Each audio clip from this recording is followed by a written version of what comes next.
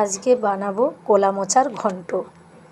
কলা মোচাগুলোকে কেটে নিয়েছি, তার সাথে দুটো আলু দিয়েছি, দিয়ে সিদ্ধ করে রেখে দিয়েছি। আর এদিকে তেলের উপরে তেজপাতা, শুকনো লঙ্কা, পাঁচফোড়ন তুলে দিয়ে আদা, পেঁয়াজ, রসুনটাও ভালো করে ভেজে নেব। কিছুটা ভাজা হয়ে আসলে এর উপরে লবণ দিয়ে দেব।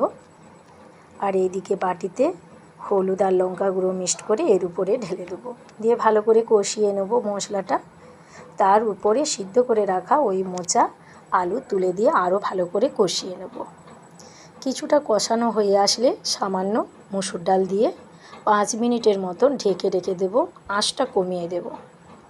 5 মিনিট পরে ঢাকনা খুলে দেখব সিদ্ধ হয়ে গেছে মসুর ডালটা। তারপর আরেকটু নাড়াচাড়া করে পরিমাণ মতো জল দিয়ে দেব। জল দিয়ে আবারও একবার ঢাকা দিয়ে রেখে দেব। ঢাকনা খুলে গ্লাসে করে মিক্সড করে নেব। আর নামানোর আগে একটু গাওয়া ঘি দিয়ে দেবো। তাহলেই মোটামুটি আমাদের ঘরোয়া মোচার ঘন্ট রেডি। এইভাবে বাড়িতে বানিয়ে খাবেন, খুব সুন্দর হয়। আর আমাকে কমেন্টে জানিয়ে দেবেন কেমন হয়েছে।